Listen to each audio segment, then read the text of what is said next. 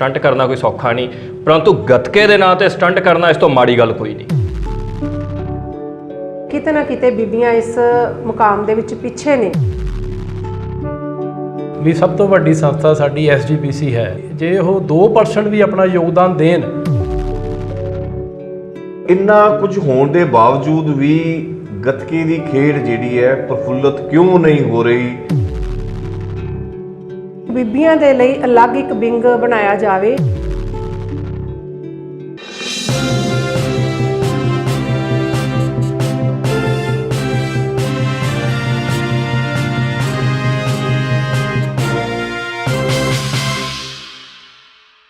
देश विदेश के विच YouTube चैनल विरासती सत्थ देख रहे समूह दर्शकों का RS खालसा वालों एक बार फिर स्वागत है।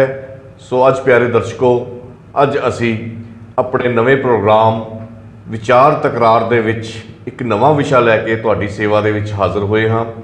सो इस प्रोग्राम दे विच अज दा साडा जो विषय है वो साडी रवायती खेड, विरासती खेड गतके दे उपर है। गतके की खेड गुरु पातशाह वालों बख्शी हुई वो विरासती खेड है जिस दे विच अध्यात्मक, शरीरक अते रूहानीयत के प्रतੱਖ रूप में दर्शन दिदारे होंदे हन। गतका कदों शुरू होया और हुण मौजूदा समय दे विच गतके की दिशा है और गतके नूं किस ढंग दे नाल संभालण दी लोड़ है, इसे विषय ते गलबात करन दे लई अज साडे स्टूडियो दे विच गतके नूं प्यार करन वालियां ते गतके नूं प्रफुल्लित करन वालियां प्रमुख शख्सियतां साडे स्टूडियो दे विच पुजीआं हन। उन्हां नूं असीं जिउआं आखदे हां। सब तो पहलां मैं Sardar Baljinder Singh Toor ji, general secretary Gatka federation of India, Sardar Navjot Singh ji Gatka promoter, Bibi Parvinder Kaur ji Gatka instructor नूं जिउआं आखदा हां। आओ जी सारे प्यार भरी सांझ करिए, फतेह बुलाइए। वाहेगुरु जी का खालसा, वाहेगुरु जी की फतेह।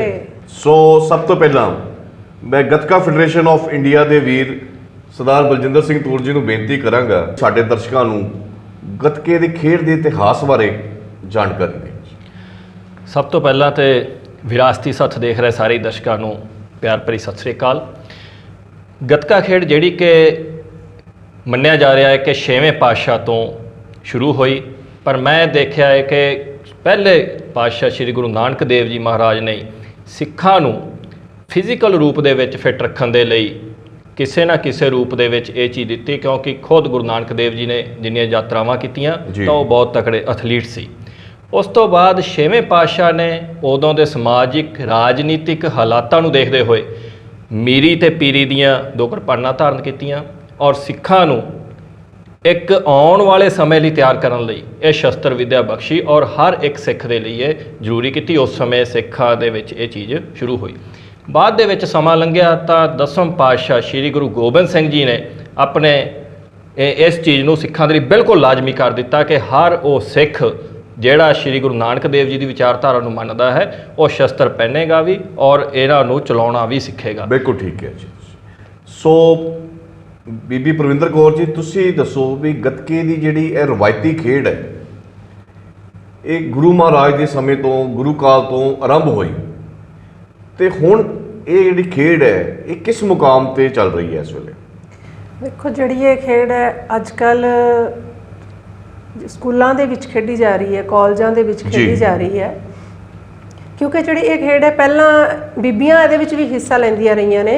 जदों पातशाह 10वें पातशाह जंग की लड़ाई जो हुई सी आनंदपुर साहब तो जो आए सी, उत्थे सब तो पहली बीबी सी बीबी भीखा जिन्हें शस्त्र दे नाल लड़ाई करके उत्थे जिथे जीवन सिंह जी शहीद होए सी, बीबी भीखा जी पहले बीबी होए जिहड़े उत्थे शहीद होए सी, उन्होंने शस्त्र कला अपनी चलाई सी। ठीक है, तो उस तो बाद माता भाग कौर ने भी शस्त्र विद्या चला के जंग दे विच जौहर दिखाए सी, पर जिहड़ी यह कला है माता भाग कौर तक ही सीमित रह गई। पर अज दे समय दे विच इस शस्त्र विद्या नूं वीर संभाल रहे ने। किते ना किते बीबियां इस मुकाम दे विच पिछे ने। लोड़ है अज बीबियां नूं अगे आउण दी तां कि ये गतका जिहड़ा सिख विरासत है साडी इहनूं संभालिया जा सके, इहनूं सिखीए ਤਾਂ ਕਿ ਅਸੀਂ ਮਾਈ ਭਾਗੋ ਦੇ ਪਾਏ ਹੋਏ ਨਕਸ਼ੇ ਕਦਮਾਂ ਤੇ ਚੱਲ ਸਕੀਏ। ਬਹੁਤ ਸੁੰਦਰ ਤੁਸੀਂ ਵਿਚਾਰਾਂ ਦੀ ਸਾਂਝ ਕੀਤੀ ਹੈ ਭੈਣ ਜੀ। ਵੀ ਸਿੱਖ ਸ਼ਸਤਰ ਕਲਾ ਦਾ ਹੀ ਇੱਕ ਪਾਰਟ ਹੈ ਗੱਤਕਾ। ਉਹਦੀ ਸੰਭਾਲ ਵਾਸਤੇ ਸਾਨੂੰ ਵੱਧ ਤੋਂ ਵੱਧ ਸਾਰਿਆਂ ਨੂੰ ਆਪਣੇ ਯਤਨ ਕਰਨੇ ਚਾਹੀਦੇ ਨੇ। ਸੋ ਸਰਦਾਰ ਨਵਜੋਤ ਸਿੰਘ ਜੀ, ਤੁਸੀਂ ਸਾਨੂੰ ਦੱਸੋ, ਤੁਸੀਂ ਖੁਦ ਇੱਕ ਗੱਤਕਾ ਪ੍ਰਮੋਟਰ ਦੇ ਰੂਪ ਵਜੋਂ ਵਿਚਰ ਰਹੇ ਹੋ, ਗੱਤਕੇ ਦੀ ਸੰਭਾਲ ਦੇ ਲਈ ਕੀ ਕਾਰਜ ਕਰਨੇ ਚਾਹੀਦੇ ਨੇ? ਗੱਤਕੇ ਦੀ ਸੰਭਾਲ ਲਈ ਜੋ ਮੇਰੇ ਵਿਚਾਰ ਨੇ ਪ੍ਰਮੋਟਰ ਹੋਣ ਦੇ ਨਾਤੇ, ਵੀ ਸਭ ਤੋਂ ਵੱਡੀ ਸੰਸਥਾ ਸਾਡੀ SGPC ਹੈ ਜੀ, ਉਸ ਦੇ ਨਾਲ ਦਿੱਲੀ ਸ਼੍ਰੋਮਣੀ ਗੁਰਦੁਆਰਾ ਪ੍ਰਬੰਧਕ ਕਮੇਟੀ ਹੈ। ਇਹਨਾਂ ਵੱਲੋਂ ਇਹਦੇ ਵਿੱਚ ਕੋਈ ਜ਼ਿਆਦਾ ਯੋਗਦਾਨ ਨਹੀਂ ਦਿੱਤਾ ਜਾ ਰਿਹਾ। ਜੇ ਯੋਗਦਾਨ ਦਿੱਤਾ ਜਾਵੇ, ਮੈਂ ਇਹ ਚਾਹੁੰਦਾ ਵੀ ਜੇ ਉਹ 2% ਵੀ ਆਪਣਾ ਯੋਗਦਾਨ ਦੇਣ ਤਾਂ ਮੇਰੇ ਹਿਸਾਬ ਦੇ ਨਾਲ ਵੀ ਗੱਤਕਾ ਨੂੰ ਪ੍ਰਮੋਟ ਕਰਨ ਦੇ ਲਈ ਸਾਨੂੰ ਕਿਸੇ ਚੀਜ਼ ਦੀ ਵੀ ਕਮੀ ਨਹੀਂ ਆਏਗੀ। ਬਿਲਕੁਲ ਠੀਕ ਹੈ ਜੀ। ਵੀ ਪੰਥ ਦੀਆਂ ਸਿਰਮੌਰ ਸੰਸਥਾਵਾਂ ਨੂੰ ਆਪਣੀ ਰਵਾਇਤੀ ਸ਼ਸਤਰ ਵਿੱਦਿਆ ਤੇ ਆਧਾਰਿਤ ਜਿਹੜੀ ਖੇਡ ਹੈ ਗੱਤਕਾ, ਉਹਦੀ ਸੰਭਾਲ ਕਰਨ ਦੇ ਲਈ ਆਪਣਾ ਵੱਧ ਤੋਂ ਵੱਧ ਬਣਦਾ ਯੋਗਦਾਨ ਪਾਉਣ ਲਈ ਖੁੱਲ੍ਹ ਕੇ ਅੱਗੇ ਆਉਣਾ ਚਾਹੀਦਾ ਹੈ। ਸੋ ਮੈਂ ਵੀਰ ਬਲਜਿੰਦਰ ਸਿੰਘ ਤੂਰ ਜੀ ਤੁਹਾਡੇ ਤੋਂ ਆਉਣਾ ਫਿਰ ਦੁਬਾਰਾ। ਗੱਤਕਾ ਫੈਡਰੇਸ਼ਨ ਆਫ ਇੰਡੀਆ ਜੋ ਕਿ ਗੱਤਕੇ ਦੀ ਸੰਭਾਲ ਦੇ ਲਈ ਬੜੇ ਵੱਡੇ ਉਪਰਾਲੇ ਕਰ ਰਹੀ ਹੈ, ਇਸ ਫੈਡਰੇਸ਼ਨ ਦੀ ਬਣਾਉਣ ਦੀ ਕਿਉਂ ਲੋੜ ਪਈ, ਇਹਦੇ ਬਾਰੇ ਕੀ ਕਹਿਣਾ ਚਾਹੋਗੇ ਤੁਸੀਂ? ਮੈਂ ਤੁਹਾਨੂੰ ਦੱਸਣਾ ਚਾਹਾਂਗਾ ਕਿ ਸੰਨ 2008 ਦੇ ਵਿੱਚ ਸ਼੍ਰੀ ਅਨੰਦਪੁਰ ਸਾਹਿਬ ਦੀ ਧਰਤੀ ਤੇ, ਕਿਉਂਕਿ ਉੱਥੇ ਹੋਲੇ ਮਹੱਲੇ ਦੇ ਦਿਹਾੜੇ ਤੇ ਗੁਰੂ ਸਾਹਿਬ ਦੇ ਸਮੇਂ ਤੋਂ ਹੀ ਸੰਗਤ ਜੁੜਦੀ ਹੈ ਔਰ ਉਹ ਜਿਹੜੀ ਰਵਾਇਤ ਅੱਜ ਤੱਕ ਜਾਰੀ ਹੈ। ਉੱਥੇ ਦੇਖਿਆ ਗਿਆ ਕਿ ਨਿਹੰਗ ਸਿੰਘ ਜਥੇਬੰਦੀਆਂ ਨੇ ਚਰਨ ਗੰਗਾ ਸਟੇਡੀਅਮ ਦੇ ਵਿੱਚ ਉੱਥੇ ਪ੍ਰਦਰਸ਼ਨ ਕਰਦੀਆਂ ਸੀ, ਗੱਤਕਾ ਖੇਡਿਆ ਜਾਂਦਾ ਹੈ। ਪਰੰਤੂ ਸਾਡੇ ਪ੍ਰਧਾਨ ਸਾਹਿਬ ਸਰਦਾਰ ਹਰਚੰਦ ਸਿੰਘ ਭੁੱਲਰ ਜੀ, ਜਿਹੜੇ ਕਿ IPS ਆਫੀਸਰ ਨੇ, ਉਸ ਸਮੇਂ ਇੱਕ ਲੋੜ ਮਹਿਸੂਸ ਕੀਤੀ ਕਿ ਕੋਈ ਇਸ ਗੱਤਕੇ ਨੂੰ ਸੰਭਾਲਣ ਦੇ ਲਈ ਕੋਈ ਫੈਡਰੇਸ਼ਨ ਜਾਂ ਐਸੋਸੀਏਸ਼ਨ ਨਹੀਂ ਬਣੀ, ਇਸ ਦੇ ਕੋਈ ਰੂਲਸ ਰੈਗੂਲੇਸ਼ਨਸ ਨੂੰ ਇੱਕ ਮਿਆਰ 'ਤੇ ਨਹੀਂ ਲਿਆਂਦਾ ਗਿਆ ਕਿ ਇਹਨਾਂ ਨੂੰ ਇਸ ਤਰੀਕੇ ਨਾਲ ਖੇਡਿਆ ਜਾਵੇ, ਕਿਉਂਕਿ ਜਦੋਂ ਤੱਕ ਰੂਲ ਰੈਗੂਲੇਸ਼ਨਸ ਨਹੀਂ ਬਣਦੇ ਤਾਂ ਕਿਸੇ ਵੀ ਖੇਡ ਨੂੰ ਅੱਗੇ ਲਿਜਾਣਾ ਰਾਸ਼ਟਰੀ ਜਾਂ ਅੰਤਰਰਾਸ਼ਟਰੀ ਪੱਧਰ 'ਤੇ ਬਹੁਤ ਔਖਾ ਹੈ। ਇਹ ਤੁਸੀਂ ਗੱਤਕਾ ਫੈਡਰੇਸ਼ਨ ਦੀ ਇੱਕ ਬਣਤਰ ਤਿਆਰ ਕੀਤੀ ਉਸ ਵੇਲੇ, ਬਟ ਜੇ ਦੇਖਿਆ ਜਾਵੇ ਇਤਿਹਾਸਕ ਪੱਖ ਤੋਂ ਗੱਤਕੇ ਦੀ ਖੇਡ ਨੂੰ ਪ੍ਰਫੁੱਲਤ ਕਰਨ ਦੇ ਵਿੱਚ ਗੁਰੂ ਦੀਆਂ ਲਾਡਲੀਆਂ ਫੌਜਾਂ ਨਿਹੰਗ ਸਿੰਘਾਂ ਦਾ ਬੜਾ ਵੱਡਾ ਇੱਕ ਯੋਗਦਾਨ ਹੈ। ਤੇ ਕੀ ਤੁਸੀਂ ਫੈਡਰੇਸ਼ਨ ਬਣਾਉਣ ਤੋਂ ਪਹਿਲਾਂ ਨਿਹੰਗ ਸਿੰਘ ਜਥੇਬੰਦੀਆਂ ਨਾਲ ਕੁਝ ਸਹਿਯੋਗ ਪ੍ਰਾਪਤ ਕੀਤਾ ਜਾਂ ਸ਼੍ਰੋਮਣੀ ਗੁਰਦੁਆਰਾ ਪ੍ਰਬੰਧਕ ਕਮੇਟੀ ਨਾਲ ਰਾਬਤਾ ਕਾਇਮ ਕੀਤਾ ਕਿ ਆਓ ਆਪਾਂ ਇੱਕ ਹਮਲਾ ਮਾਰੀਏ, ਇੱਕ ਤਰ੍ਹਾਂ ਦਾ ਇਸ ਤਰ੍ਹਾਂ ਦਾ ਸਟਰਕਚਰ ਤਿਆਰ ਕਰੀਏ ਜਿਹਦੇ ਨਾਲ ਇਸ ਵਿਰਾਸਤੀ ਖੇਡ ਦੀ ਪ੍ਰਫੁੱਲਤਾ ਹੋ ਸਕੇ? ਬਿਲਕੁਲ ਖਾਲਸਾ ਜੀ, ਜਿਵੇਂ ਮੈਂ ਦੱਸ ਰਿਹਾ ਸੀ ਕਿ 2008 ਦੇ ਵਿੱਚ ਉਸ ਸਮੇਂ ਸਾਰੀਆਂ ਨਿਹੰਗ ਸਿੰਘ ਜਥੇਬੰਦੀਆਂ ਨੂੰ ਇਕੱਠਾ ਕੀਤਾ ਗਿਆ ਜੀ ਔਰ ਸਨਮਾਨਿਤ ਕੀਤਾ ਗਿਆ ਇਸ ਲਈ ਕਿ ਉਹਨਾਂ ਨੇ ਇਹ ਸਾਡੀ ਵਿਰਾਸਤੀ ਜਿਹੜੀ ਖੇਡ ਹੈ ਉਹਨਾਂ ਨੂੰ ਸੰਭਾਲ ਕੇ ਰੱਖਿਆ ਹੈ। ਉਸ ਤੋਂ ਬਾਅਦ ਉਸ ਸਮੇਂ ਦੇ ਜਥੇਦਾਰ ਗਿਆਨੀ ਤਰਲੋਚਨ ਸਿੰਘ ਜੀ, ਉਹਨਾਂ ਦੀ ਸਰਪ੍ਰਸਤੀ ਹੇਠ ਉੱਥੇ ਮੀਟਿੰਗ ਹੋਈ ਔਰ ਉਸ ਮੀਟਿੰਗ ਦੇ ਵਿੱਚ ਹੀ ਇਹ ਮਤਾ ਪਾਸ ਕੀਤਾ ਗਿਆ ਕਿ ਅਜਿਹੀ ਇੱਕ ਫੈਡਰੇਸ਼ਨ ਜਾਂ ਐਸੋਸੀਏਸ਼ਨ ਬਣਾਈ ਜਾਵੇ ਜਿਹੜੀ ਕਿ ਸਕੂਲਾਂ ਕਾਲਜਾਂ ਦੇ ਵਿੱਚ ਇਸ ਨੂੰ ਪ੍ਰਮੋਟ ਕਰੇ ਔਰ ਆਉਣ ਵਾਲੇ ਜਿਹੜੇ ਸਾਡੇ ਨੌਜਵਾਨ ਬੱਚੀਆਂ ਨੇ ਉਹਨਾਂ ਨੂੰ ਇਸ ਚੀਜ਼ ਨਾਲ ਜੋੜਿਆ ਜਾ ਸਕੇ। ਬਹੁਤ ਚੰਗੀ ਗੱਲ ਕਹੀ ਜੀ। ਸੋ ਭੈਣ ਜੀ ਪਰਮਿੰਦਰ ਕੌਰ ਜੀ, ਤੁਸੀਂ ਸਾਨੂੰ ਇਹ ਦੱਸੋ, ਇੱਕ ਪਾਸੇ ਗੱਤਕਾ ਫੈਡਰੇਸ਼ਨ ਜਿਹੜੀ ਹੈ ਉਹ ਕਾਰਜ ਕਰ ਰਹੀ ਹੈ ਗੱਤਕੇ ਦੀ ਖੇਡ ਨੂੰ ਪ੍ਰਫੁੱਲਤ ਕਰਨ ਦੇ ਲਈ, ਦੂਸਰੇ ਪਾਸੇ ਸ਼੍ਰੋਮਣੀ ਗੁਰਦੁਆਰਾ ਪ੍ਰਬੰਧਕ ਕਮੇਟੀ, ਦਿੱਲੀ ਸਿੱਖ ਗੁਰਦੁਆਰਾ ਪ੍ਰਬੰਧਕ ਕਮੇਟੀ ਵੀ ਆਪਣੇ ਤੌਰ ਤੇ ਉਪਰਾਲੇ ਕਰ ਰਹੀ ਹੈ। ਤੁਸੀਂ ਐਜ਼ ਏ ਗੱਤਕਾ ਇੰਸਟਰਕਟਰ ਤੁਸੀਂ ਵਿਚਰ ਰਹੇ ਹੋ, ਖਾਸ ਕਰਕੇ ਸਿੱਖ ਬੀਬੀਆਂ ਨੂੰ ਔਰ ਬੱਚਿਆਂ ਨੂੰ ਇਸ ਵਿਰਾਸਤੀ ਖੇਡ ਨਾਲ ਜੋੜ ਰਹੇ ਹੋ। ਹੁਣ ਤੱਕ ਤੁਹਾਨੂੰ ਕੀ ਲੱਗਦਾ ਹੈ ਕਿ ਸ਼੍ਰੋਮਣੀ ਗੁਰਦੁਆਰਾ ਪ੍ਰਬੰਧਕ ਕਮੇਟੀ ਜਾਂ ਦਿੱਲੀ ਸਿੱਖ ਗੁਰਦੁਆਰਾ ਪ੍ਰਬੰਧਕ ਕਮੇਟੀ ਦੇ ਜਿਹੜੇ ਯਤਨ ਹੋ ਰਹੇ ਨੇ ਤੁਹਾਡੇ ਸਕੂਲਾਂ ਕਾਲਜਾਂ ਤੱਕ ਪਹੁੰਚ ਰਹੇ ਨੇ? ਨਹੀਂ ਜੀ, ਮੈਨੂੰ ਦੇਖ ਲਓ 10-12 ਸਾਲ ਤੋਂ ਮੈਂ ਗੱਤਕਾ ਆਪਣੇ ਸਕੂਲ 'ਚ ਖਿਡਾ ਰਹੀ ਹਾਂ ਲੜਕੀਆਂ ਨੂੰ। ਅੱਜ ਤੱਕ ਸਾਨੂੰ ਸ਼੍ਰੋਮਣੀ ਕਮੇਟੀ ਵੱਲੋਂ ਤਾਂ ਕੋਈ ਇੱਦਾਂ ਦੇ ਐਫਰਟਸ ਨਹੀਂ ਆਏ, ਕੋਈ ਵੀ ਉਹਨਾਂ ਦੀ ਹੈਲਪ ਨਹੀਂ ਹੋਈ। ਤੇ ਜੋ ਵੀ ਸਾਡੇ ਉੱਥੇ ਹੈਲਪ ਹੁੰਦੀ ਹੈ, ਸਾਡੇ ਸਕੂਲ ਦੀ ਰਾਮਗੜੀਆ ਸਕੂਲ ਦੀ ਮੈਨੇਜਮੈਂਟ ਹੈ ਉਹ ਗੱਤਕੇ ਦੇ ਲਈ ਅੱਗੇ ਆ ਰਹੀ ਹੈ, ਉਹ ਸਾਨੂੰ ਮਤਲਬ ਹਰ ਪੱਖੋਂ ਹੈਲਪ ਦੇ ਰਹੀ ਹੈ। ਤੇ ਪਰ ਜੇ ਕਿਤੇ ਸਾਨੂੰ ਲੋੜ ਹੈ ਵੀ ਸ਼੍ਰੋਮਣੀ ਕਮੇਟੀ ਅੱਗੇ ਆਵੇ, ਆਪਣੇ ਸਿੱਖ ਵਿਰਸੇ ਦੀ ਉਹਨੂੰ ਸੰਭਾਲੇ, ਤਾਂ ਮਤਲਬ ਸਾਡੇ ਕੋਲ ਹਾਲੇ ਤੱਕ ਸ਼੍ਰੋਮਣੀ ਕਮੇਟੀ ਦਾ ਕੋਈ ਇੱਦਾਂ ਦੀ ਗੱਲ ਨਹੀਂ ਹੋਈ ਕਿ ਸਾਡੀ ਕੋਈ ਹੈਲਪ ਹੋਵੇ ਜਾਂ ਸਾਨੂੰ ਸ਼ਸਤਰ ਦਿੱਤੇ ਜਾਣ ਜਾਂ ਸਾਡੇ ਕੋਲ ਕੋਈ ਇੰਸਟ੍ਰਕਟਰ ਭੇਜਿਆ ਜਾਵੇ, ਹੋਰ ਕੋਈ ਕੋਚ ਭੇਜਿਆ ਜਾਵੇ ਤਾਂ ਕਿ ਬੱਚਿਆਂ ਨੂੰ ਹੋਰ ਵਧੀਆ ਢੰਗ ਦੇ ਨਾਲ ਅਸੀਂ ਜਿਹੜੀ ਗੱਤਕੇ ਦੀ ਸਿਖਲਾਈ ਦੇ ਸਕੀਏ।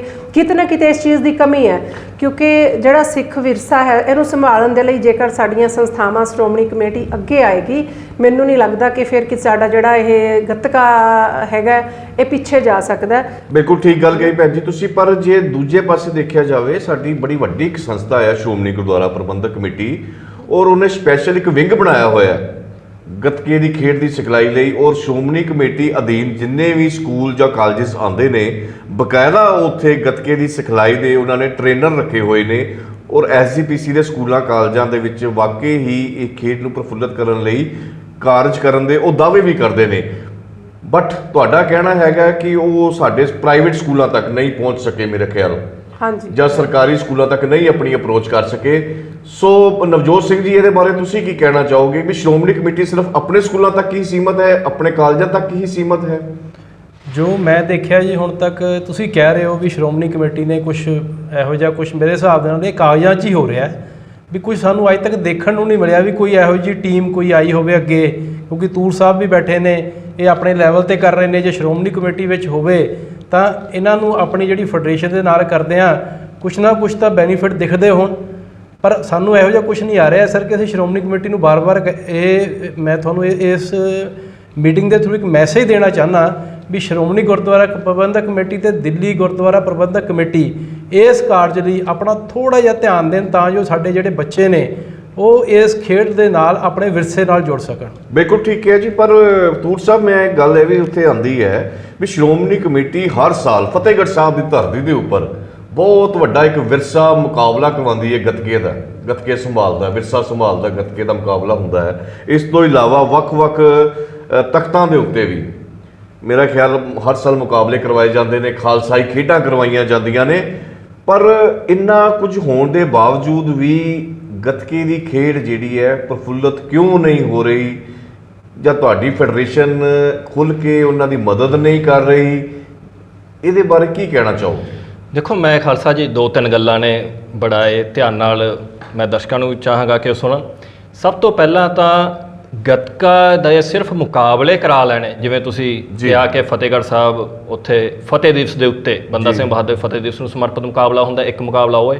ਦੂਸਰਾ ਅਨੰਦਪੁਰ ਸਾਹਿਬ ਦੀ ਧਰਤੀ ਤੇ SGPC ਤੇ ਨਿਹੰਗ ਸਿੰਘ ਜਥੇਬੰਦੀ ਵੱਲੋਂ ਉੱਥੇ ਮੁਕਾਬਲਾ ਹੁੰਦਾ ਹੈ। ਇਸ ਤੋਂ ਇਲਾਵਾ ਹੋਲੇ ਮਹੱਲੇ ਤੇ ਸਿਰਫ ਮੁਕਾਬਲੇ ਕਰਾਉਣ ਨਾਲ ਖੇਡ ਅੱਗੇ ਨਹੀਂ ਵੱਧ ਸਕਦੀ। ਇਸ ਦੀ ਪ੍ਰੋਪਰ ਇਸ ਦੇ ਰੂਲ ਰੈਗੂਲੇਸ਼ਨ ਬਣਨੇ ਚਾਹੀਦੇ ਨੇ, ਜੋ ਕਿ ਪੰਜਾਬ ਗੱਤਕਾ ਐਸੋਸੀਏਸ਼ਨ ਅਤੇ ਗੱਤਕਾ ਫੈਡਰੇਸ਼ਨ ਆਫ ਇੰਡੀਆ ਨੇ ਬਣਾਏ। ਇਸ ਦੀ ਬਕਾਇਦਾ ਰੂਲ ਬੁੱਕ ਅਸੀਂ ਬਣਾਈ ਹੈ, ਜਿਹੜੀ ਪੂਰੇ ਦੇਸ਼ਾਂ ਵਿਦੇਸ਼ਾਂ 'ਚ ਹਰ ਯੂਨੀਵਰਸਿਟੀ ਦੇ ਵਿੱਚ ਭੈਣ ਜੀ ਹੁਣੀ ਬੈਠੇ ਨੇ, ਜਦੋਂ ਵੀ ਇਹਨਾਂ ਦੇ ਬੱਚੇ ਸਕੂਲਾਂ ਕਾਲਜਾਂ 'ਚ ਖੇਡਣ ਜਾਂਦੇ ਨੇ ਤਾਂ ਉਸ ਰੂਲ ਦੇ ਮੁਤਾਬਕ ਹੁੰਦੇ ਨੇ।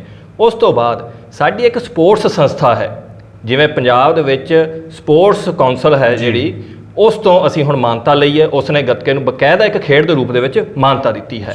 ਉਸ ਤੋਂ ਬਾਅਦ ਸਾਡੀ ਪੰਜਾਬ ਓਲੰਪਿਕ ਐਸੋਸੀਏਸ਼ਨ ਹੈ, ਉਸ ਤੋਂ ਅਸੀਂ ਮਾਨਤਾ, ਔਰ ਦਿੱਲੀ ਓਲੰਪਿਕ ਐਸੋਸੀਏਸ਼ਨ ਉਸ ਤੋਂ ਮਾਨਤਾ ਲਈ। ਨਹੀਂ ਤੂੰ ਸਾਹਿਬ, ਇੱਥੇ ਗੱਲ ਫਿਰ ਇੱਕ ਬੇਨਤੀ ਮੈਂ ਕਰਨੀ ਚਾਹ ਰਿਹਾ ਵਿੱਚ ਵੀ ਤੁਹਾਡੇ ਕੋਲੋਂ ਸਾਰੀਆਂ ਸਪੋਰਟਸ ਐਸੋਸੀਏਸ਼ਨਾਂ ਦੀਆਂ ਮਾਨਤਾ ਪ੍ਰਾਪਤ ਨੇ, ਤੁਸੀਂ ਚੰਗੇ ਕਾਰਜ ਕਰ ਰਹੇ ਹੋ। ਬਟ ਜਦੋਂ ਸ਼੍ਰੋਮਣੀ ਗੁਰਦੁਆਰਾ ਪ੍ਰਬੰਧਕ ਕਮੇਟੀ ਵੱਲੋਂ ਮੁਕਾਬਲੇ ਕਰਵਾਏ ਜਾਂਦੇ ਨੇ, ਜਾਂ ਦਿੱਲੀ ਸਿੱਖ ਗੁਰਦੁਆਰਾ ਪ੍ਰਬੰਧਕ ਕਮੇਟੀ ਵੱਲੋਂ ਗੱਤਕੇ ਦੇ ਮੁਕਾਬਲੇ ਕਰਵਾਏ ਜਾਂਦੇ ਨੇ, ਸਿੱਖ ਸ਼ਸਤਰ ਵਿੱਦਿਆ ਦੇ ਮੁਕਾਬਲੇ ਕਰਾਏ ਜਾਂਦੇ ਨੇ, ਉੱਥੇ ਤੁਹਾਡੇ ਰੂਲ ਕਿਉਂ ਨਹੀਂ ਲਾਗੂ ਹੁੰਦੇ? ਦੇਖੋ, ਜਦੋਂ ਵੀ ਕੁਛ ਵੀ ਜਿੱਥੇ ਵੀ ਖੇਡਾਂ ਹੁੰਦੀਆਂ ਨੇ, ਚਾਹੇ ਉਹ ਯੂਨੀਵਰਸਿਟੀਜ਼ ਨੇ ਚਾਹੇ ਸਕੂਲਸ ਨੇ, ਉੱਥੇ ਗੱਤਕਾ ਫੈਡਰੇਸ਼ਨ ਆਫ ਇੰਡੀਆ ਦੇ ਰੂਲਸ ਹੀ ਲਾਗੂ ਨੇ। ਇਸ ਤੋਂ ਬਾਅਦ ਜੇਕਰ ਅਸੀਂ ਕਹੀਏ ਜਿਵੇਂ ਕ੍ਰਿਕਟ ਦੇ ਜੋ ਇੰਟਰਨੈਸ਼ਨਲ ਰੂਲ ਨੇ ਉਹੀ ਰਹਿਣੇ ਨੇ। ਗਲੀ ਦੇ ਵਿੱਚ ਕੋਈ ਖੜ ਕੇ ਕ੍ਰਿਕਟ ਖੇਡਣ ਲੱਗ ਜਾਓ, ਕੁਛ ਵੀ ਰੂਲ ਰੱਖ ਸਕਦਾ ਹੈ ਉੱਥੇ। ਇਸੇ ਤਰ੍ਹਾਂ ਕੋਈ ਆਪਣੇ ਲੈਵਲ ਤੇ ਗੱਤਕਾ ਇਸ ਤਰ੍ਹਾਂ ਨਹੀਂ ਇਸ ਤਰ੍ਹਾਂ ਖੇਡਿਆ, ਉਹ ਉਸ ਬਾਰੇ ਅਸੀਂ ਕੁਛ ਨਹੀਂ ਕਹਿ ਸਕਦੇ। ਜੇਕਰ ਸ਼੍ਰੋਮਣੀ ਕਮੇਟੀ ਦੇ ਜਿੰਨੇ ਵੀ ਕਾਲਜਸ ਨੇ, ਮੈਂ ਇਹ ਦਾਅਵੇ ਨਾਲ ਕਹਿਣਾ ਔਰ ਪੂਰੀ ਜ਼ਿੰਮੇਵਾਰੀ ਨਾਲ, ਜਦੋਂ ਵੀ ਉਹ ਯੂਨੀਵਰਸਿਟੀਆਂ 'ਚ ਖੇਡਣ ਜਾਂਦੇ ਨੇ, ਗੱਤਕਾ ਫੈਡਰੇਸ਼ਨ ਆਫ ਇੰਡੀਆ ਦੇ ਰੂਲਸ ਦੇ ਮੁਤਾਬਕ ਹੀ ਖੇਡਿਆ ਜਾਂਦਾ ਹੈ। ਦੂਸਰੀ ਗੱਲ, ਸ਼੍ਰੋਮਣੀ ਕਮੇਟੀ ਨੂੰ ਜੋ ਸਭ ਤੋਂ ਵੱਡਾ ਕਾਰਜ, ਜਿਵੇਂ ਵੀਰ ਨਵਜੋਤ ਸਿੰਘ ਜੀ ਨੇ ਕਿਹਾ, ਇਹ ਕਰਨਾ ਚਾਹੀਦਾ ਹੈ ਕਿ ਕੋਈ ਵੀ ਸਟੱਡੀ ਜਾਂ ਕੋਰਸ ਜਾਂ ਖੇਡ ਉਦੋਂ ਤੱਕ ਕੋਈ ਨਹੀਂ ਖੇਡਦਾ, ਨਹੀਂ ਸਿੱਖਦਾ, ਜਦੋਂ ਤੱਕ ਉਸ ਦੇ ਵਿੱਚ ਜੌਬ ਦਾ ਸਕੋਪ ਨਾ ਹੋਵੇ। ਮੈਂ ਇਸ ਮੰਚ ਤੋਂ ਅੱਜ ਖਾਲਸਾ ਜੀ ਤੁਹਾਡੇ ਥਰੂ ਇਹ ਅਪੀਲ ਕਰਨੀ ਚਾਹਾਂਗਾ ਕਿ ਜੇਕਰ ਸ਼੍ਰੋਮਣੀ ਕਮੇਟੀ ਵਾਕਈ ਹੀ ਗੱਤਕੇ ਨੂੰ ਪ੍ਰਮੋਟ ਕਰਨਾ ਚਾਹੁੰਦੀ ਹੈ, ਗੱਤਕੇ ਵਾਲਿਆਂ ਨੂੰ ਜੌਬ ਪ੍ਰੋਵਾਈਡ ਕਰੇ। ਔਰ ਸਭ ਤੋਂ ਵੱਡਾ ਮੰਚ ਸ਼੍ਰੋਮਣੀ ਕਮੇਟੀ ਕੋਲ ਹੈ। ਸਭ ਤੋਂ ਪਹਿਲਾਂ ਸ਼੍ਰੋਮਣੀ ਕਮੇਟੀ ਦੀ ਇੱਕ ਟਾਸਕ ਫੋਰਸ ਹੈ, ਟਾਸਕ ਫੋਰਸ ਦਾ ਜੋ ਕੰਮ ਹੈ ਮੈਂ ਉਹ ਡਿਟੇਲ 'ਚ ਨਹੀਂ ਜਾਵਾਂਗਾ, ਪਰੰਤੂ ਸਾਰਿਆਂ ਨੂੰ ਪਤਾ ਹੈ ਉਹਨਾਂ ਦਾ ਕੰਮ ਇੱਕ ਮਾਰਸ਼ਲ ਕੰਮ ਹੁੰਦਾ ਹੈ ਔਰ ਉਹ ਟਾਸਕ ਫੋਰਸ ਦੇ ਵਿੱਚ ਸਾਰੇ ਗੱਤਕੇ ਵਾਲਿਆਂ ਨੂੰ ਭਰਤੀ ਕੀਤਾ ਜਾਵੇ।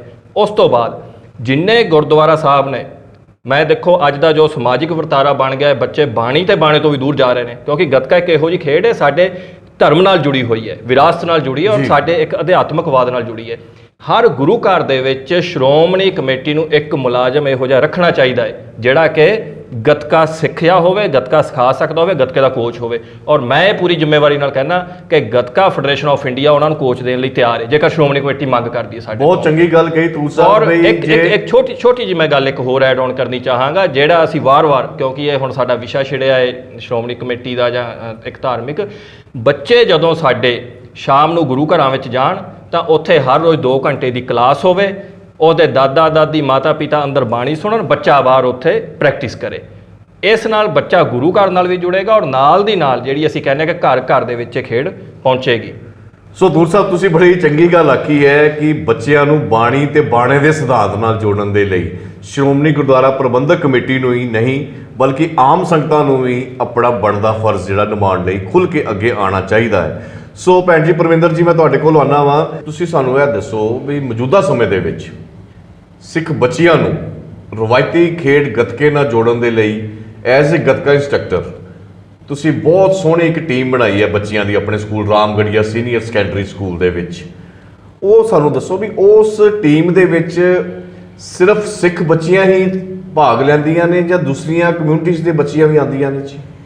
ਨਹੀਂ ਜੀ, ਜਦੋਂ ਮੈਂ ਬੱਚਿਆਂ ਨੂੰ ਗੱਤਕੇ ਦੇ ਲਈ ਸਿਲੈਕਟ ਕਰਦੀ ਹਾਂ ਤੇ ਬੜੇ ਦੁੱਖ ਨਾਲ ਮੈਨੂੰ ਕਈ ਵਾਰੀ ਕਹਿਣਾ ਪੈਂਦਾ ਕਿ ਸਿੱਖ ਬੱਚੇ ਜਿਹੜੇ ਸਾਡੇ ਨੇ ਉਹ ਘੱਟ ਪਾਰਟਿਸਿਪੇਟ ਕਰਦੇ ਨੇ, ਦੂਜੀਆਂ ਕੌਮਾਂ ਦੇ ਬੱਚੇ ਜ਼ਿਆਦਾ ਪਾਰਟਿਸਿਪੇਟ ਕਰਦੇ ਨੇ। ਪਰ ਜਿਹੜੇ ਇਹ ਸ਼ਸਤਰ ਕਲਾ, ਇਹ ਖੈਰ ਸਾਰੀਆਂ ਕੁੜੀਆਂ ਸਿੱਖ ਸਕਦੀਆਂ, ਪਰ ਕਿਤੇ ਨਾ ਕਿਤੇ ਸਾਡੇ ਸਿੱਖ ਪਰਿਵਾਰ ਜਿਹੜੇ ਅੱਗੇ ਘੱਟ ਹੋ ਰਹੇ ਨੇ। ਜਦੋਂ ਬੱਚਿਆਂ ਨੂੰ ਕਹੀ ਜਾ ਵੀ ਆ ਜਾਓ ਤੁਸੀਂ ਗੱਤਕਾ ਸਿੱਖੋ, ਤਾਂ ਉਹਨਾਂ ਦੇ ਪੇਰੈਂਟਸ ਕਹਿਣਗੇ ਨਹੀਂ ਜੀ ਇਹਨਾਂ ਨੇ ਨਹੀਂ ਸਿੱਖਣਾ, ਇਹਨਾਂ ਨੇ ਕੀ ਅੱਗੇ ਜਾ ਕੇ ਲੜਨਾ ਹੈ ਜਾਂ ਇਹਨਾਂ ਨੇ ਤਾਂ ਘਰੇ ਬੈਠ ਕੇ ਰੋਟੀਆਂ ਹੀ ਬਣਾਉਣੀਆਂ। ਪਰ ਅੱਜ ਦਾ ਜਿਹੜਾ ਮੌਜੂਦਾ ਸਮਾਂ ਹੈ ਇਸ ਦੇ ਵਿੱਚ ਆਪਾਂ ਨੂੰ ਆਪਣੀ ਰੱਖਿਆ ਦੇ ਲਈ ਗੱਤਕਾ ਸਿੱਖਣਾ ਜ਼ਰੂਰੀ ਹੈ, ਬਹੁਤ ਜ਼ਰੂਰੀ ਹੈ। ਬਿਲਕੁਲ ਠੀਕ। ਤੇ ਸਿੱਖਾਂ ਦੀਆਂ ਜਿੰਨੀਆਂ ਵੀ ਬੀਬੀਆਂ ਬੱਚੀਆਂ ਨੇ ਉਹਨਾਂ ਨੂੰ ਸਾਰੀਆਂ ਨੂੰ ਅੱਗੇ ਆਉਣਾ ਚਾਹੀਦਾ। ਮੈਂ ਤਾਂ ਸ਼੍ਰੋਮਣੀ ਕਮੇਟੀ ਨੂੰ ਵੀ ਅਪੀਲ ਕਰੂੰਗੀ ਇਸ ਚੈਨਲ ਦੇ ਥਰੂ ਕਿ ਇੱਕ ਬੀਬੀਆਂ ਦੇ ਲਈ ਅਲੱਗ ਇੱਕ ਵਿੰਗ ਬਣਾਇਆ ਜਾਵੇ ਤਾਂ ਜੋ ਸਿੱਖ ਬੱਚੀਆਂ ਜਿਹੜੀਆਂ ਨੇ ਉਹ ਸ਼ਸਤਰ ਕਲਾ ਦੇ ਵਿੱਚ ਪੂਰੀਆਂ ਨਿਪੁੰਨ ਹੋਣ ਤਾਂ ਕਿ ਉਹ ਆਪਣੀ ਸਵੈ ਰੱਖਿਆ ਕਰ ਸਕਣ। ਤੁਸੀਂ ਬਹੁਤ ਸੋਹਣੀ ਗੱਲ ਆਖੀ ਹੈ ਭੈਣ ਜੀ ਵੀ ਮਾਈ ਭਾਗੋ ਦੇ ਸਿਧਾਂਤ ਤੇ ਚੱਲਦਿਆਂ ਹੋਇਆਂ ਸਿੱਖ ਬੱਚੀਆਂ ਜਿਹੜੀਆਂ ਨੇ ਉਹ ਬਾਣੀ ਤੇ ਬਾਣੇ ਦੇ ਧਾਰਨੀ ਬਣ ਕੇ ਆਪਣੀ ਸਵੈ ਰੱਖਿਆ ਲਈ ਸਿੱਖ ਸ਼ਸਤਰ ਕਲਾ ਨੂੰ ਵੱਧ ਤੋਂ ਵੱਧ ਅਪਣਾਉਣ। ਨਵਜੋਤ ਜੀ, ਸਾਨੂੰ ਇਹ ਦੱਸੋ ਵੀ ਬਾਹਰਲੀਆਂ ਮੁਲਕਾਂ ਦੀਆਂ ਖੇਡਾਂ ਜਿਨ੍ਹਾਂ ਵਿੱਚ ਕਰਾਟੇ ਹੈ, ਜੁਡੋ ਹੈ, ਹੋਰ ਬੜੀਆਂ ਮਾਰਸ਼ਲ ਆਰਟ ਦੀਆਂ ਖੇਡਾਂ ਨੇ ਸਾਡੇ ਇੰਡੀਆ ਦੇ ਵਿੱਚ ਆ ਕੇ ਬੜੀਆਂ ਪ੍ਰਫੁੱਲਤ ਹੋ ਗਈਆਂ ਤੇ ਸਾਡੀ ਜਿਹੜੀ ਅਮੀਰ ਵਿਰਾਸਤ ਸੀ ਗੱਤਕਾ, ਸਿੱਖ ਸ਼ਸਤਰ ਵਿਦਿਆ ਦੇ ਆਧਾਰਿਤ ਇੱਕ ਖੇਡ, ਉਹਦੀ ਪ੍ਰਫੁੱਲਤਾ ਕਿਉਂ ਨਹੀਂ ਹੋ ਸਕੀ ਔਰ ਕਿਸ ਤਰ੍ਹਾਂ ਹੋਣੀ ਚਾਹੀਦੀ ਹੈ? ਖਾਲਸਾ ਜੀ, ਇਹ 'ਚ ਮੈਂ ਤੁਹਾਨੂੰ ਇੱਕ ਚੀਜ਼ ਕਲੀਅਰ ਕਰਨਾ ਚਾਹੁੰਦਾ ਵੀ ਜਿਵੇਂ ਜੁਡੋ ਦੀ ਨਾਮ ਲਿਆ ਤੁਸੀਂ ਜਾਂ ਹੋਰ ਖੇਡਾਂ ਦੇ, ਉਹਨਾਂ ਲੋਕਾਂ ਨੇ ਆ ਕੇ ਜਾਂ ਜਿਹੜੇ ਉਹਨਾਂ ਦੇ ਪਿੱਛੇ ਐਸੋਸੀਏਸ਼ਨਾਂ ਸੀ ਉਹਨਾਂ ਨੇ ਉਹਨੂੰ ਪ੍ਰਫੁੱਲਤ ਕਰਨ ਦੇ ਲਈ ਚਾਹੇ ਉਹ ਪਾਰਕਾਂ 'ਚ ਚਾਹੇ ਕਿਸੇ ਤਰੀਕੇ ਵੀ ਉਹਨਾਂ ਨੇ ਪ੍ਰਮੋਟ ਕੀਤਾ। ਇਹਦੇ ਵਿੱਚ ਸਾਡੀ ਇੱਕ ਕਮੀ ਰਹੀ ਵੀ ਜਿੰਨੀਆਂ ਸਾਡੀਆਂ ਸਿੱਖ ਸੰਸਥਾਵਾਂ ਨੇ ਚਾਹੇ ਉਹ ਕਮੇਟੀਆਂ ਨੇ ਉਹਨਾਂ ਨੇ ਰੋਲ ਨਹੀਂ ਅਦਾ ਕੀਤਾ। ਇਹਦੇ ਵਿੱਚ ਇੱਕ ਹੋਰ ਮੈਂ ਤੁਹਾਨੂੰ ਕਹਿਣਾ ਚਾਹਾਂਗਾ ਵੀ ਇੱਕ ਜਿਵੇਂ ਪੰਜਾਬ ਦਾ ਸਾਡਾ ਸੈਂਟਰ ਹੈ ਉਹ ਲੁਧਿਆਣਾ ਹੈ। ਲੁਧਿਆਣੇ ਦੇ ਵਿੱਚ ਇਹਦੇ ਵਿੱਚ ਮੈਂ ਇੱਕ ਤੁਹਾਨੂੰ ਦੱਸਣਾ ਚਾਹਾਂਗਾ ਵੀ ਸਾਨੂੰ ਸਾਰਿਆਂ ਨੂੰ ਰਲ ਕੇ ਜਾਂ ਸਾਡੀ SGPC ਹੈ ਚਾਹੇ ਉਹ ਫੈਡਰੇਸ਼ਨ ਹੈ ਗੱਤਕਾ ਫੈਡਰੇਸ਼ਨ ਆ, ਉਹਨਾਂ ਨੂੰ ਇੱਕ ਇੱਥੇ ਸੈਂਟਰ ਖੋਲ੍ਹਣਾ ਚਾਹੀਦਾ ਹੈ ਜਿਹਦੇ ਵਿੱਚ ਛੋਟੇ ਕੋਰਸਿਸ ਕਰਨੇ ਚਾਹੀਦੇ ਨੇ, ਜਿਹਦੇ ਚਾਹੇ 6 ਮਹੀਨੇ ਦਾ ਕੋਰਸ ਹੋਵੇ 3 ਮਹੀਨੇ ਦਾ ਕੋਰਸ ਹੋਵੇ ਤਾਂ ਜੋ ਉਹ ਕੋਰਸ ਕਰਕੇ ਬੱਚਿਆਂ ਨੂੰ ਅੱਗੇ ਲੈ ਕੇ ਜਾਇਆ ਜਾ ਸਕੇ। ਸੋ ਦੂਰ ਸਾਹਿਬ, ਹੁਣੇ ਸਾਡੇ ਵੀਰ ਜੀ ਨੇ ਗੱਲ ਬੜੀ ਅੱਛੀ ਕਹੀ ਨਵਜੋਤ ਜੀ ਨੇ ਵੀ ਗੱਤਕੇ ਦੀ ਸਿਖਲਾਈ ਦੇ ਲਈ ਲੁਧਿਆਣਾ ਦਾ ਇੱਕ ਸੈਂਟਰ ਪਲੇਸ ਹੈ ਲੁਧਿਆਣਾ ਸ਼ਹਿਰ, ਵੀ ਇੱਥੇ ਇੱਕ ਗੱਤਕੇ ਦੀ ਸਿਖਲਾਈ ਦਾ ਸੈਂਟਰ ਸਥਾਪਿਤ ਕਰਨਾ ਚਾਹੀਦਾ ਹੈ। ਇਹ ਕਿਸ ਤਰ੍ਹਾਂ ਹੋ ਸਕਦਾ ਹੈ? ਇਹ ਫੈਡਰੇਸ਼ਨ ਕਰ ਸਕਦੀ ਹੈ ਇਸ ਨੂੰ? ਦੇਖੋ, ਕੋਈ ਵੀ ਚੀਜ਼ ਇੰਪੋਸੀਬਲ ਨਹੀਂ ਹੁੰਦੀ ਜੇਕਰ ਸੁਹਿਰਦਤਾ ਦੇ ਨਾਲ ਇੱਥੋਂ ਦੀ ਸੰਗਤ। ਵੈਸੇ ਮੈਂ ਦੱਸ ਦਵਾਂ ਕਿ ਲੁਧਿਆਣੇ ਜ਼ਿਲ੍ਹੇ ਦੇ ਵਿੱਚ ਜਿੱਥੋਂ ਮੈਂ ਬਿਲੋਂਗ ਕਰਦਾ ਮਾਛੀਵਾੜਾ ਸਾਹਿਬ ਤੋਂ, ਉੱਥੇ ਗੱਤਕਾ ਫੈਡਰੇਸ਼ਨ ਆਫ ਇੰਡੀਆ ਨੇ ਇੱਕ ਅਕੈਡਮੀ ਖੋਲ੍ਹੀ ਹੋਈ ਹੈ ਖਾਲਸਾ ਗਰੁੱਪ ਆਫ ਵਾਰੀਅਰਸ। ਪਰ ਕਿਉਂਕਿ ਮੇਰੇ ਖਿਆਲ 'ਚ ਲੁਧਿਆਣੇ ਸ਼ਹਿਰ ਤੋਂ 35-40 ਕਿਲੋਮੀਟਰ ਹੋ ਜਾਂਦਾ ਹੈ, ਤਾਂ ਜੇਕਰ ਨਵਜੋਤ ਜੀ ਬੈਠੇ ਨੇ, ਭੈਣ ਜੀ ਬੈਠੇ ਨੇ, ਆਪਾਂ ਸਾਰੇ ਮਿਲ ਕੇ ਤੁਸੀਂ ਜੋ ਹੁਕਮ ਕਰੋਗੇ ਫੈਡਰੇਸ਼ਨ ਨੂੰ, ਔਰ ਮੈਂ ਸਰਦਾਰ ਹਰਚਰਨ ਸਿੰਘ ਭੁੱਲਰ ਜੀ ਜੋ ਪ੍ਰਧਾਨ ਨੇ, ਮੈਂ ਉਹਨਾਂ ਨਾਲ ਕਰਕੇ ਸਲਾਹ, ਇੱਥੇ ਅਸੀਂ ਇੰਸਟਰਕਟਰ ਵੀ ਦੇਵਾਂਗੇ, ਔਰ ਜੇਕਰ ਇੱਥੇ ਸੰਗਤ ਚਾਹਵੇ ਕੋਈ ਵੀ ਇੱਕ ਪਲੇਸ ਤੁਸੀਂ ਚੁਣੋ, ਉੱਥੇ ਆਪਾਂ ਰਲ ਮਿਲ ਕੇ ਅਕੈਡਮੀ ਸ਼ੁਰੂ ਕਰ ਸਕਦੇ ਹਾਂ, ਤਾਂ ਕਿ ਇੱਥੋਂ ਸਾਰੇ ਇੱਕ ਗੱਤਕਾ ਖਿਡਾਰੀ ਹੀ ਨਹੀਂ, ਗੱਤਕਾ ਕੋਚ ਵੀ ਪੈਦਾ ਹੋਣ। ਪਹਿਲਾਂ ਤਾਂ ਭੈਣ ਜੀ ਨੇ ਗੱਲ ਕੀਤੀ ਜਾਂ ਤੁਸੀਂ ਕਿ ਲੜਕੀਆਂ ਦੀ ਜਿਹੜੀ ਇੱਕ ਇਹ ਵੱਖਰੇ ਵਿੰਗ ਦੀ ਗੱਲ ਕੀਤੀ ਜੀ। ਮੈਂ ਦੱਸਣਾ ਚਾਹਾਂਗਾ ਗੱਤਕਾ ਫੈਡਰੇਸ਼ਨ ਆਫ ਇੰਡੀਆ ਨੇ ਆਲਰੇਡੀ 2008 ਤੋਂ ਜਦੋਂ ਇਹ ਫੈਡਰੇਸ਼ਨ ਹੋਣ 'ਚ ਆਈ, ਗੁਰੂ ਨਾਨਕ ਦੇਵ ਜੀ ਦੇ ਸਿਧਾਂਤ ਨੂੰ ਲੈ ਕੇ ਮਰਦ ਤੇ ਇਸਤਰੀ ਦੀ ਬਰਾਬਰਤਾ ਦੇ ਲਈ ਇੱਕ ਇਸਤਰੀ ਵਿੰਗ ਗੱਤਕੇ ਦੇ ਵਿੱਚ ਵੱਖਰਾ ਤੌਰ ਤੇ ਬਣਾਇਆ, ਔਰ ਉਹਨਾਂ ਦੀ ਵੱਖਰੀ ਇੱਕ ਟ੍ਰੇਨਿੰਗ ਹੈ। ਸਾਡੇ ਕੋਲ ਵੱਖਰੇ ਪਲੇਅਰਸ ਨੇ ਲੜਕੀਆਂ, ਔਰ ਉਹ ਉਹਨਾਂ ਦੀ ਟ੍ਰੇਨਿੰਗ ਐਜ਼ ਅ ਰੈਫਰੀ ਵੀ ਹੁੰਦੀ ਹੈ। ਉਹ ਟ੍ਰੇਨਿੰਗ ਕਿੱਥੇ ਹੁੰਦੀ ਹੈ ਜੀ? ਉਹ ਜਿੰਨੇ ਵੀ ਸਾਡੇ ਸੈਂਟਰਸ ਨੇ, ਅਸੀਂ ਵੱਖੋ ਵੱਖਰੇ ਕੈਂਪ ਲਾਏ ਨੇ। ਅੱਜ ਤੱਕ ਅਸੀਂ 6 ਕੈਂਪ ਨੈਸ਼ਨਲ ਲੈਵਲ ਦੇ ਲਾ ਚੁੱਕੇ ਹਾਂ। ਸਟੇਟ ਲੈਵਲ ਦੇ 14 ਤੋਂ 15 ਕੈਂਪ ਸਾਡੇ ਸਟੇਟ ਲੈਵਲ ਦੇ ਲੱਗੇ ਨੇ, ਔਰ ਡਿਸਟ੍ਰਿਕਟ ਲੈਵਲ ਤੇ ਘੱਟੋ ਘੱਟ, ਜੇ ਮੈਂ ਗੱਲ ਕਰਾਂ ਕਿਉਂਕਿ ਸਾਰੀ ਉਹ ਰਿਪੋਰਟ ਸਾਡੇ ਕੋਲ ਨਹੀਂ ਆਉਂਦੀ, ਪਰ ਫਿਰ ਵੀ 70 ਤੋਂ 80 ਕੈਂਪ ਸਾਡੇ ਡਿਸਟ੍ਰਿਕਟ ਦੇ ਵਿੱਚ ਲੱਗ ਚੁੱਕੇ ਨੇ ਟ੍ਰੇਨਿੰਗ ਦੇ। ਦੂਰ ਸਾਹਿਬ, ਬੜੀ ਚੰਗੀ ਗੱਲ ਤੁਸੀਂ ਆਖੀ ਹੈ ਵੀ ਤੁਸੀਂ ਉਹ ਗੱਲਾਂ ਕਹੀਆਂ ਸਾਡੇ ਦਰਸ਼ਕਾਂ ਨੂੰ ਜਿਹੜੀਆਂ ਨਾ ਦੇਖਣ ਨੂੰ ਮਿਲੀਆਂ ਸੀ ਨਾ ਸੁਣਨ ਨੂੰ ਮਿਲੀਆਂ ਸੀ। ਪਰ ਆਮ ਕਹਾਵਤ ਇਹ ਹੈਗੀ ਹੈ ਕਿ ਜਿੰਨੀਆਂ ਵੀ ਅੱਜ ਤੱਕ ਜੋ ਜਥੇਬੰਦੀਆਂ ਬਣੀਆਂ ਨੇ, ਮੈਂ ਕਿਸੇ ਦਾ ਨਾਂ ਨਹੀਂ ਲਵਾਂਗਾ, ਗੱਤਕਾ ਫੈਡਰੇਸ਼ਨਾਂ ਬਹੁਤ ਬਣ ਚੁੱਕੀਆਂ ਨੇ, ਹੋਰ ਵੀ ਕਈ ਸੰਸਥਾਵਾਂ ਕਲੱਬਾਂ ਬਣ ਚੁੱਕੀਆਂ ਨੇ, ਉਹਨਾਂ ਦੇ ਦਾਅਵੇ ਸਿਰਫ ਅਖਬਾਰੀ ਬਿਆਨਬਾਜ਼ੀ ਜਾਂ ਕੈਲੰਡਰ ਛਾਪਣ ਜਾਂ ਡਾਇਰੀਆਂ ਛਾਪਣ ਤੱਕ ਹੀ ਸੀਮਤ ਹੁੰਦੇ ਨੇ। ਸਹੀ ਮਾਇਨਿਆਂ ਵਿੱਚੋਂ ਜਾਂ ਸਹੀ ਅਰਥਾਂ ਦੇ ਵਿੱਚ ਉਹਨਾਂ ਦੇ ਕਾਰਜ ਸੰਪੂਰਨ ਕਿਉਂ ਨਹੀਂ ਹੁੰਦੇ, ਇਹਦੇ ਬਾਰੇ ਕੀ ਕਹਿਣਾ ਚਾਹੋਗੇ? ਦੇਖੋ, ਕਿਸੇ ਹੋਰ ਜਥੇਬੰਦੀ ਜਾਂ ਜਿਵੇਂ ਤੁਸੀਂ ਫੈਡਰੇਸ਼ਨ ਦੀ ਗੱਲ ਕੀਤੀ, ਮੈਂ ਤਾਂ ਇੱਕੋ ਫੈਡਰੇਸ਼ਨ ਨੂੰ ਜਾਣਦਾ, ਗੱਤਕਾ ਫੈਡਰੇਸ਼ਨ ਆਫ ਇੰਡੀਆ। ਉਸ ਤੋਂ ਇਲਾਵਾ ਗੱਤਕੇ ਨੂੰ ਪ੍ਰਫੁੱਲਤ ਕਰਨ ਦੇ ਲਈ ਬਹੁਤ ਸਾਰੇ ਅਖਾੜੇ ਨੇ, ਬਹੁਤ ਸਾਰੀਆਂ ਹੋਰ ਜਥੇਬੰਦੀਆਂ ਨੇ, ਸਾਰਿਆਂ ਦਾ ਅਸੀਂ ਧੰਨਵਾਦ ਵੀ ਕਰਦੇ ਹਾਂ, ਉਹਨਾਂ ਦਾ ਸਹਿਯੋਗ ਵੀ ਹੈ ਸਾਨੂੰ। ਪਰ ਜਿਹੜੀ ਗੱਲ ਕੀਤੀ ਕਿ ਅਖਬਾਰੀ, ਸਾਡਾ ਕੋਈ ਵੀ ਕੰਮ ਅਖਬਾਰੀ ਨਹੀਂ। ਗੱਤਕੇ ਦੀ ਰੂਲ ਬੁੱਕ ਬਣਾਈ, ਇੰਗਲਿਸ਼ ਦੇ ਵਿੱਚ ਪ੍ਰਿੰਟ ਕੀਤੀ, ਜਿਹੜੀ ਕਿ ਇੰਟਰਨੈਸ਼ਨਲ ਲੈਵਲ ਤੇ ਚੱਲ ਰਹੀ ਹੈ। ਉਸ ਤੋਂ ਬਾਅਦ ਪੰਜਾਬ ਦੇ ਖਿਡਾਰੀਆਂ ਦੀ, ਪ੍ਰਮੋਟਰਾਂ ਦੀ ਮੰਗ ਹੋਈ ਕਿ ਇਹਨੂੰ ਪੰਜਾਬੀ ਭਾਸ਼ਾ ਛਾਪਿਆ ਜਾਵੇ। ਪਿਛਲੇ 2018 ਦੇ ਵਿੱਚ ਅਸੀਂ ਉਸ ਦਾ ਪੰਜਾਬੀ ਐਡੀਸ਼ਨ ਤਿਆਰ ਕੀਤਾ। ਉਹ ਬਿਲਕੁਲ ਸਾਰੇ ਕਾਲਜਾਂ ਯੂਨੀਵਰਸਿਟੀਆਂ 'ਚ ਪਹੁੰਚੀਆਂ ਹੋਈਆਂ ਨੇ।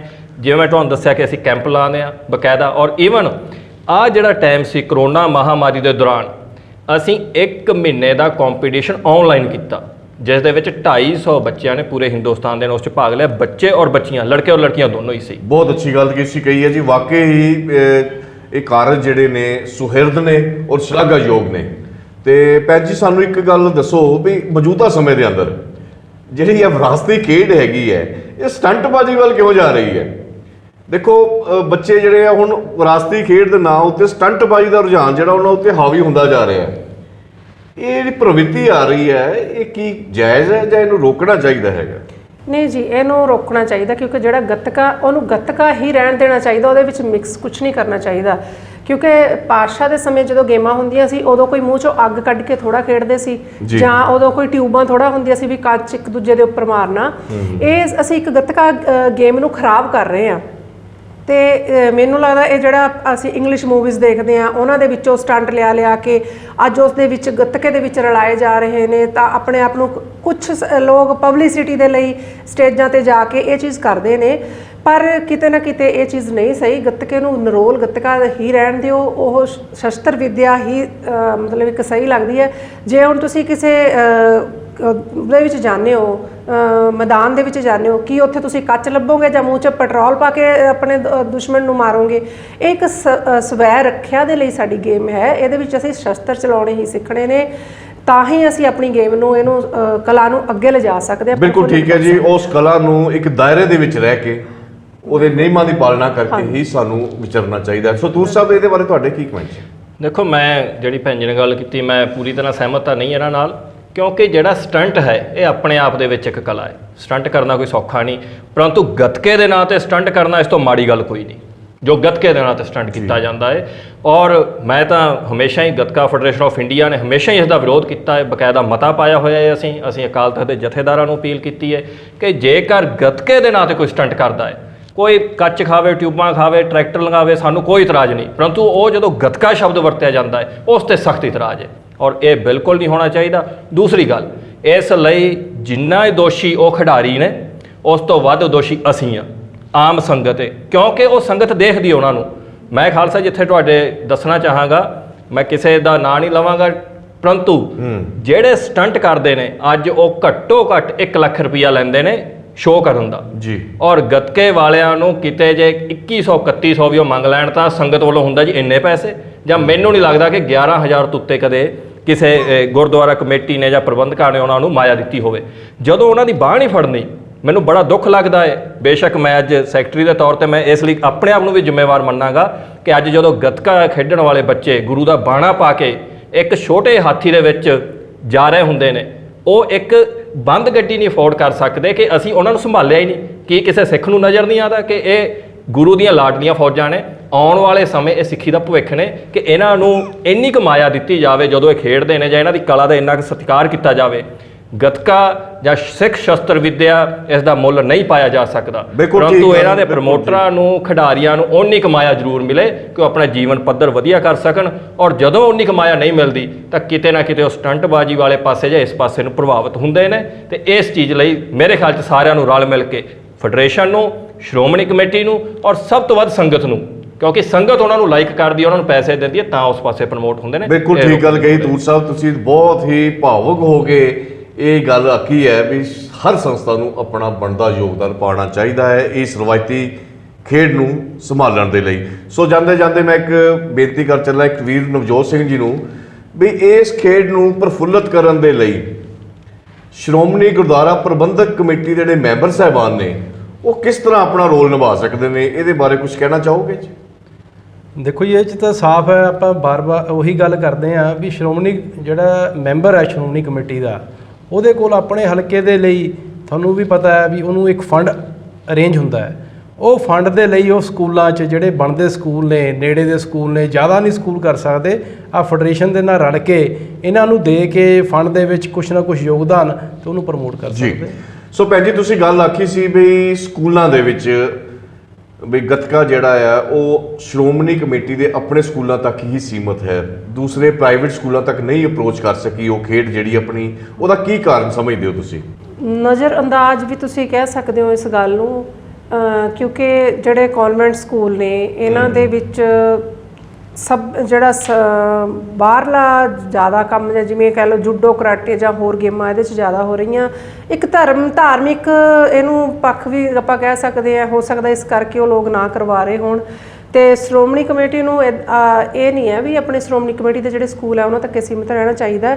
ਉਹਨਾਂ ਨੂੰ ਵੱਖ-ਵੱਖ ਜਿਹੜੇ ਪ੍ਰਾਈਵੇਟ ਸਕੂਲ ਵੀ ਨੇ ਜਾਂ ਕਨਵੈਂਟ ਸਕੂਲ ਵੀ ਨੇ ਉਹਨਾਂ ਦੇ ਵਿੱਚ ਜਾ ਕੇ ਵੀ ਆਪਣੀ ਇਹ ਸਿੱਖ ਵਿਰਸੇ ਦੀ ਜਿਹੜੀ ਇਹ ਕਲਾ ਹੈਗੀ ਹੈ ਇਹਨਾਂ ਨੂੰ ਅੱਗੇ ਤੋਂ ਅੱਗੇ ਪ੍ਰਫੁੱਲਤ ਕਰਨ ਦੇ ਲਈ ਉਹਨਾਂ ਸਕੂਲਾਂ ਵਿੱਚ ਇੰਸਟਰਕਟਰ ਲਾਵੇ, ਕੋਚ ਲਾਵੇ, ਤਾਂ ਕਿ ਮੈਂ ਤਾਂ ਇਹ ਵੀ ਕਹੂੰਗੀ ਕਿ ਅੱਜ ਦੇ ਸਮੇਂ ਦੇ ਵਿੱਚ ਹਰ ਇੱਕ ਸਕੂਲ ਦੇ ਵਿੱਚ ਇੱਕ ਇੰਸਟਰਕਟਰ ਕੰਪਲਸਰੀ ਹੋਣਾ ਚਾਹੀਦਾ। ਜਿਵੇਂ ਆਪਾਂ ਇੱਕ ਫਿਜ਼ੀਕਲ ਦਾ ਇੱਕ ਟੀਚਰ, ਪੀਟੀ ਟੀਚਰ ਰੱਖਦੇ ਆ, ਇੱਕ ਗੱਤਕੇ ਦਾ ਟੀਚਰ ਵੀ ਹਰ ਇੱਕ ਸਕੂਲ 'ਚ ਹੋਣਾ ਚਾਹੀਦਾ, ਤਾਂ ਕਿ ਲੋਕ ਵੱਧ ਤੋਂ ਵੱਧ ਅੱਗੇ ਆ ਕੇ ਗੱਤਕਾ ਵੀ ਸਿੱਖਣ ਤੇ ਉਹਨਾਂ ਨੂੰ ਜੌਬਸ ਵੀ ਮਿਲ ਸਕਣ ਤੇ ਉਹ ਆਪਣੀ ਇਸ ਵਿਰਸੇ ਨੂੰ ਸੰਭਾਲਣ ਤੇ ਆਪਣੀ ਇਸ ਕਲਾ ਨੂੰ ਅੱਗੇ ਤੋਂ ਅੱਗੇ ਪ੍ਰਫੁੱਲਤ ਕਰਨ।